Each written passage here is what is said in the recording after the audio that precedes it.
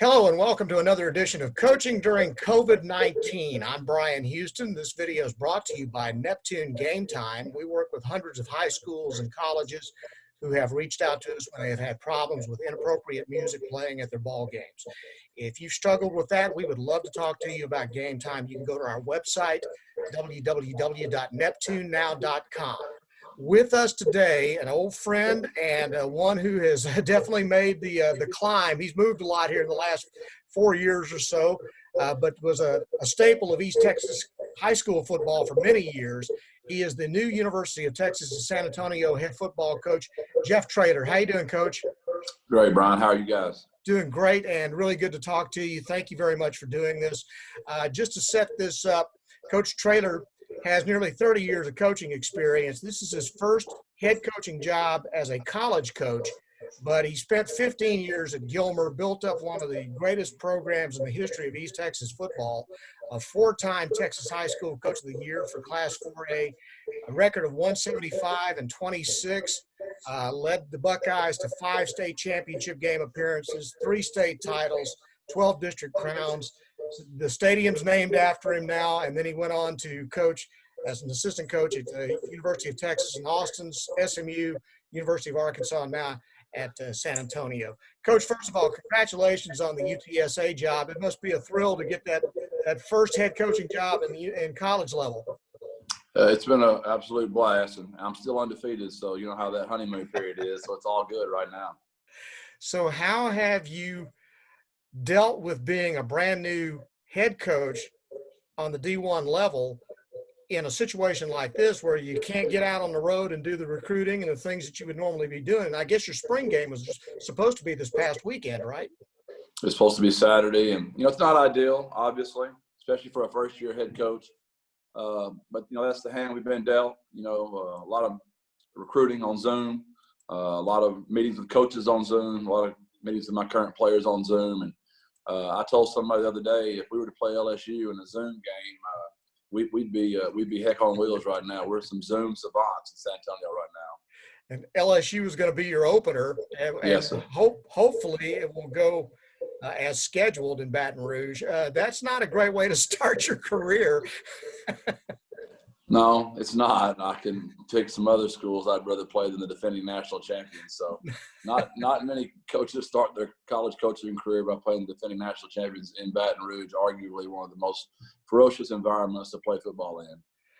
Oh, my goodness. Well, let's talk a little bit about COVID-19 right now. And you were named the head coach at UTSA back in December. So I assume you already had all your staff hired and had already got your recruiting board up and everything by the time all this hit, right? Yes, sir. We got hired, I think, on the 10th. And my press conference was on Tuesday. We had an official visitor in on Wednesday, right out of Tyler, Texas, Jamal Liggins. And then we had 8 official visits in that weekend. And then we had signing day that next Wednesday. So we signed every one of those kids, believe it or not. And then went ahead and finished out our 17 in February, the last signing day. And of course, then we got to March, and then all this stuff happened. So been crazy. We just had a great weekend. Just had 7 commitments this weekend. So we're off and rolling again. All Texas kids, and something we're really proud of. Talk a little bit about what the appeal was of going to UTSA. Obviously, the opportunity was there, but I just thought it was a great fit for me. I just know the area very well. I know the high school coaches very well. It's the 7th largest city in the country. It's got a great university, a great city. What they've been missing, the Alamo Dome is fantastic.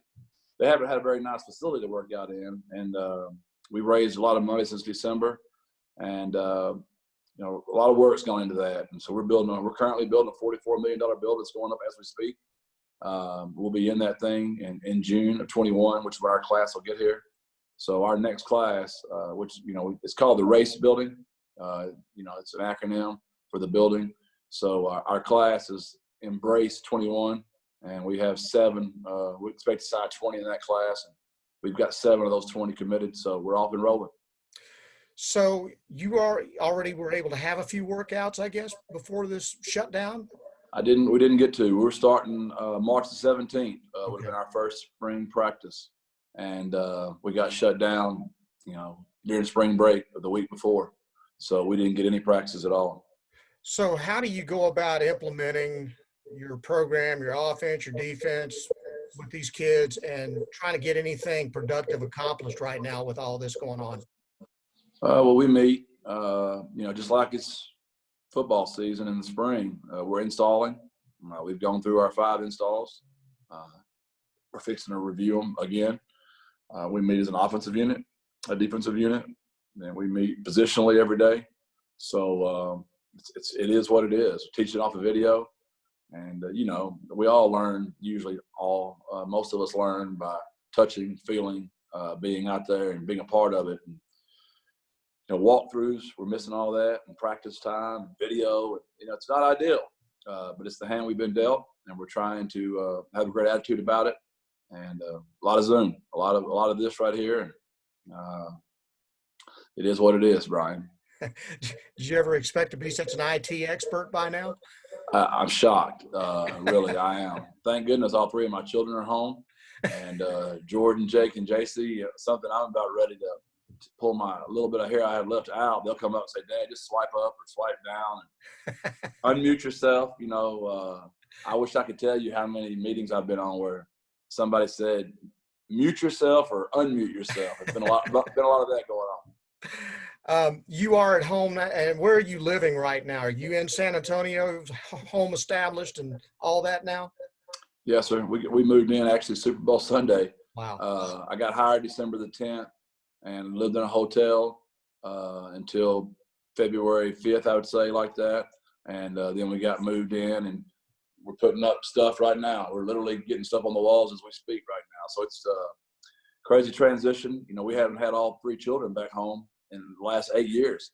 So we were empty nesters, and now we're full-fledged, all of them here. They're all in their rooms again. And I've had to practice. I told them I've lost a little practice on this. When they first came back, I was nice to them and their friend, they're growing up, right? And now I'm full-fledged back. Look, man, I'm not can whoop you anymore, but I can take that belt out and swing at something. So I got to get Jordan and Jake. JC's perfect. She always has been. We got to get Jordan and Jake back to be a little more humble right now. You're having to brush up on those parent skills now again, right? No doubt, Brian. We all can relate to that. Absolutely. I'm an empty nester now too. I don't know what I would do if my son moved back and was trapped in the house with me now for this extended period of time. We'd both be dead by now, I think. There's no doubt. And I tell Carrie all the time, I'm like, baby, we've got to try to enjoy this. We cannot be wishing this away. We'll never have all these kids home this long again, ever again. So we're trying to enjoy it. A lot of familiarity going on right now. I can imagine. I talked to John King, the Longview High School head football coach. You know him very well. And you've been on both sides of this recruiting thing as a high school coach when college coaches came to see your kids at Gilmer and vice versa. There are a lot of kids that everybody knows about, but there are also a lot of kids out there in each high school program who may be borderline kids that may not be D1 or high D1 prospects, but might get discovered during this time that now won't because of a lot of things that have changed. How are you able to identify players and find those diamonds in the rough sometimes that you may have to recruit at your level that, LSU obviously may not have to look at? It's just the beautiful thing about having the connections that we have in East Texas. East Texas is overlooked, believe it or not. It's very rural, very spread out. Most of the colleges would rather go to Dallas and Houston and Austin and San Antonio to recruit. East Texas, there's not as many nice hotels. The phone service might not work as well. Your Google Maps might not work so well. But I don't need Google to get around. In Hooks or New Boston or Crockett or Woodville. I know how to get around all those areas. I know the phone's not going to work in between Jasper and Crockett. I know where it's going to drop me in, Rusk and Jacksonville. So there's a lot of advantages we have. And like you mentioned, I got to be careful mentioning coaches' names and players right now just because of recruiting. But there are certain coaches I've dealt with for a long time that they always shoot to you straight. you know what you're getting when they speak to you about their kids. And the coach you mentioned there is one of those guys. I mean, he's a straight shooter. He's honest, and you know what you're getting when you deal with him. And which is how most of those guys are. But some coaches might sell their kids a little more than others, and some might, put them down more than others. And there's some guys in the business, you just deal with them enough, they're gonna call a spade a spade. They're gonna tell you the truth, and that's where we get a real advantage. We get real height, real weight, real 40 time, real vertical jump, real broad jump, real honesty. And that's hard when you're a high school coach, because you want them to be 2 inches taller, you want them to be 15 pounds heavier, because you want them to get a scholarship. Every high school coach wants their kid to get a scholarship, but you hurt your own players if you don't speak the truth. So you think you're hurting or helping that one kid, but in the long run, you're hurting all of them if you're not honest. So that's a tremendous advantage we have with the relationships we have with those high school coaches, is they understand I need real, especially now, because there's not going to be any camps. So I'm not going to see these kids on my campus, and I'm going to have to trust the high school coaches, which is why I think us getting those 7 commitments this weekend put us ahead of so many people, because I have real intel from the high school coach. What was the biggest adjustment you had to make after all the years in high school when you went to work at the University of Texas with Charlie Strong? That was simple. Nothing against Charlie or Chad. It was just not being the boss. I'd been the boss for 15 years. I'd made decisions for 15 years, and I didn't make decisions anymore. I made recommendations, and they made decisions. And not that there's anything wrong with their decisions. I'm not saying that. We're humans. And I was used to making the decisions. And I'm not for sure saying I'm any better at it than they are. That was just hard for me. Something I felt strongly about and maybe recommend. And a lot of times they took my recommendations, and a lot of times they didn't. And that was hard for me. And I'd made my mind up that I wasn't going to stay an assistant much longer. If I had to go back to high school, I was going to go back. I want to be the guy making the decisions. And that was the hardest part for me. How difficult was it to go from being running a high school program to now you got to go out and recruit as much as, and that was, I'm sure your gateway into getting into college was all your contacts with Texas high school coaches and your success with Texas statewide. You had those relationships. That's exactly what it was. And that's what Charlie said when he called me. He knew he was from Florida, and he needed to get into the Texas High School Coaches Association, and he knew I'd been doing that for 25 years. Yeah, he wanted in that door, and he was a great recruiter, a great closer, really good with kids, and I knew he would be my ticket. I knew that University of Texas and Charlie would get me on the map recruiting. I like to recruit. I don't see it being recruiting. Anybody that's known me, as long as they've ever known me, would tell you that I like to smile, I like to laugh, I like to talk, I like people, I like to get to know people. People feeling important is very important to me, that when I leave a conversation that person feels like I really care about them. That matters to me. And that's called recruiting. So I have a reputation as being good at that. But I don't see it being any different than just being nice to people and treating people the same way I'd want to be treated. And so yeah, that was my ticket into the door. And that's why I'm the head coach right now. There's 2 reasons, but my reputation for recruiting, but the number one reason is my relationship with Texas high school football coaches. And I will never underestimate how important that is. And I'll never forget where I came from, but not just because of that, just because that's truly where I'm cut from. But that's where my heart is, and that's how I feel. It's a great advantage to have had those relationships. But one of the things I'm sure that was, I don't know, how did you adjust to the impatience on the college level? I mean, they gave you 3 years at Texas. You got less than 2 at Arkansas. After being in a place where you were the staple of the program for 15 years at Gilmer, you were at Jacksonville for a long time as an assistant. How hard was that to digest? It taught me some things. In the old days, if you were a really good person, Chad and Charlie are really good people. They bought you a little extra time. Nowadays, it doesn't matter. We're good to people because that's what God commands us to do. But you're not getting any brownie points anymore. You can look at some of the hires that were made. Nobody cares what kind of person you are anymore. If you win ball games, however you win them, they don't care. They just want you to win. And that's a dangerous slope we're headed down. And that's what's so great about the THSCA. That's what the Texas High School Coaches Association is all about. They're about doing it right and believing in the process and trusting that process and building it correctly. So we're going to do the same approach here. It does make you save 4 or 5, scholarships for grad transfers because they want to win pretty quick.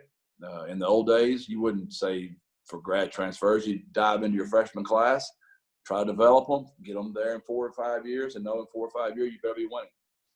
That day's come and gone. We need to get some success going pretty quick. I just took a grad transfer quarterback, got 2 years left. He started 22 games because of that. In the old days, you go get you a freshman, develop him, take you beating when they were young. It is what it is, and we got to adjust to it. I just don't want to lose who my soul is, and I want to stay true to who I am, no matter what the outside forces are telling me. And I hope with 30 years experience, in Gilmer, after winning that first state championship, you think there'd be, less pressure and they just want to win another one. And then you think by going to 5 of them, there'd be less pressure. And it's never enough. You can't feed the monster enough. And so I hope I've acclimated to that. And I'll be able to be secure enough in my own skin to be able to handle that when that time comes. Because we know in my business, that time is coming. Especially no spring ball, no summer workouts. What are we going to look like? We're going to have to be very simplistic. We're going to look like the Gilmer 7th grade offense probably, just to make sure we can go out there and execute and be able to, be proficient on offense. How has the adjustment been to all the things that are outside of coaching that you're responsible for now as the head coach of a D1 program, the glad handing, the media, all that? You got to hire great people. I made sure I hired 3 coordinators that had significant experience. Barry Lunny was the youngest offensive coordinator in the country when he was at San Jose. He was 28, 29 years old when he started coordinating. Tyrone Nix was one of the youngest defensive coordinators in the country, if not the youngest, when he was 28 or 29 years old. Tommy Perry, my special teams coordinator, has been doing it 15 years. Tyrone Nix has been coordinator for 17 years. Barry's been coordinator for 12 years. So I wanted to make sure I knew, me being a first-time head college coach, I was going to get judged a little bit more harsh. So I wanted to make sure I had a very experienced coordinating staff because I knew I was going to be out raising money, doing a lot of media stuff, and I just knew that. And my staff at Gilmer was extremely strong. I had Matt Turner for 20 years. I had Todd Barr for 20 years, counting Jacksonville and Gilmer combined. My brother, over 15 years. Alan Metzel, over 15 years. I could get Tommy Edwards. There's so many guys there that I was with 15 to 20 years. Wayne Coleman, Randall Kennedy, my former players. We can go on and on and on and on. And, that's part of the job nowadays. I love to coach football, but I understand I'm not going to be in every single meeting all the time. And I'm not a micromanager. I like to treat my people the same way I wanted them to treat me. And, Danny Long was great for me. He gave me a job to do and let me go do my job. And that's the way I try to treat my coaches as well. That's what I was going to ask you. What are some of the influences that made you the success that you've been in high school and hopefully will be as a college coach? Well, Danny allowed me to be me. I had worked for 2 men that were really tough guys, didn't smile a lot. I loved them both, but they were tough guys. And, I cry in movies. I watch It's a Wonderful Life every year. Every time they bring the money in at the end, I cry. If you've seen me, I'm emotional. I smile. I laugh. I talk. But I didn't think that was okay my first 4 years as a coach. I thought I wasn't going to be successful just because I was so different than the 2 guys I'd worked for. And I loved Brad and Daryl. I did, but they just weren't like Danny.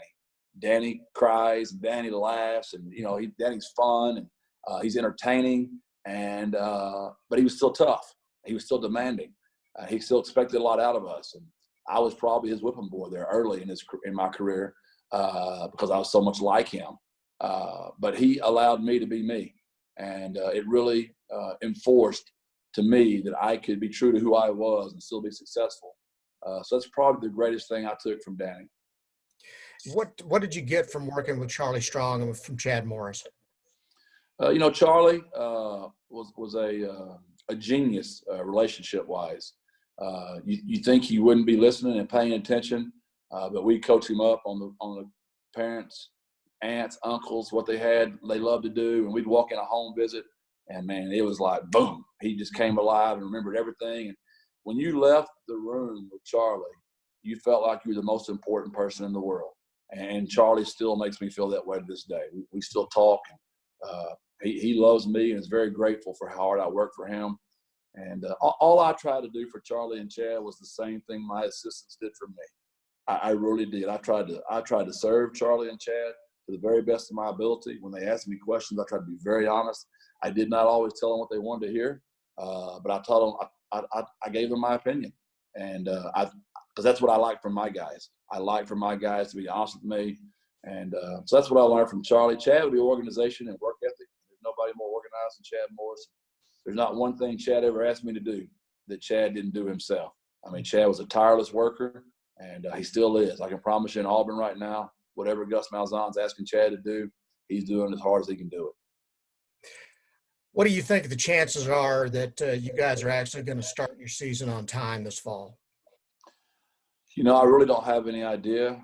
We meet, Conference USA meets once a week to update us on what's going on. And, we're trying to hit a moving target. It changes every week. And I think the next month will be very important. The more states that open up and the more testing that gets done, I imagine a vaccination will be out the window that quick. But maybe the testing to make people feel comfortable about coming back in the stadium. That's the only way I can see this happening. I really don't know any more than that. So I'm trying to control what I can control and get my kids ready. But it's real. The very question you're asking me, all my players are asking me. And I just don't know that anybody really knows right now. I think we're all nervous about it. I would say cautiously optimistic is what I would say everybody would say. Do you see the possibility of playing with no fans? I don't know. I don't know. I could see that. I could see a postponed season. I could see all kinds of possibilities. I know that as a coach, especially a Texas high school football coach, when they tell us to put the ball down, we'll figure out a way to get ready, and we'll have our team as good as they can be whenever that time is and wherever that is. Coach, I'm going to be respectful of your time. Real quickly, back when we first started doing Game Time, you were one of the first to get on with us, and I just wanted to ask you what your experience was with Game Time. Yeah, I was one of the very I don't think I was the first one, but I had to be in the first five probably. Yep. I just thought it was too good of an idea. When you are a high school football coach, there's not enough of you to go around. And that's one less thing I had to worry about. I was afraid it's going to be, it's going to take a bunch of people and I'm going to need all this stuff. And it was everything it was advertised as. It was clean music. It was upbeat. It was fun. They made it flexible. They let me adjust to the stuff I wanted to listen to. I'm a Toby Mac guy. So I wanted some Toby Mac, and I wanted some Garth Brooks. I wanted some Clint Black. So it got sent that way. And my players heard it, and they wanted a little bit more upbeat. So we found some upbeat music, and I had nothing but great experience with it. And I had nothing but great things to say about it. Well, I can't tell you how much we appreciated you getting on board when you did, because I know that had a major impact on setting the foundation for us. I do want to say thank you. I know this is a very difficult time for everybody, particularly for my friends in coaching, because there's just so many. The new normal is not fun for you guys right now, I know. But I know at the same time, if anybody can navigate these things, guys like you and some of the other men I mentioned probably will do it about as well as anybody. So, best of luck to you and blessings to your family. I hope you guys all stay healthy. Well, Brian, thank you. You've always been a man of character. You've always had your heart in the right place. And that's why all of us want to help you, just because of the man you are and what you've always been. And always consider you a dear friend here in San Antonio. And if you ever come this way, we'll go down the Riverwalk and have some chips and queso. That sounds like a blast. I can afford to buy it now. Good, because I can't. No, wait. Well, let's wait and see what kind of cut they're going to make me take because it's coronavirus before I Oh, speak too man. much here. We don't even want to think those ways right now. Hey, Coach, best of luck to you again. Best wishes to your family. And thank you again so much for doing this. We really appreciate it. Thank you. God bless and birds up. Thank you, Brian. Yes, sir. And again, if you're interested in Game Time, you can check out our website, www.neptunenow.com. Thanks again to Coach Jeff Traylor, and we'll talk to you next time.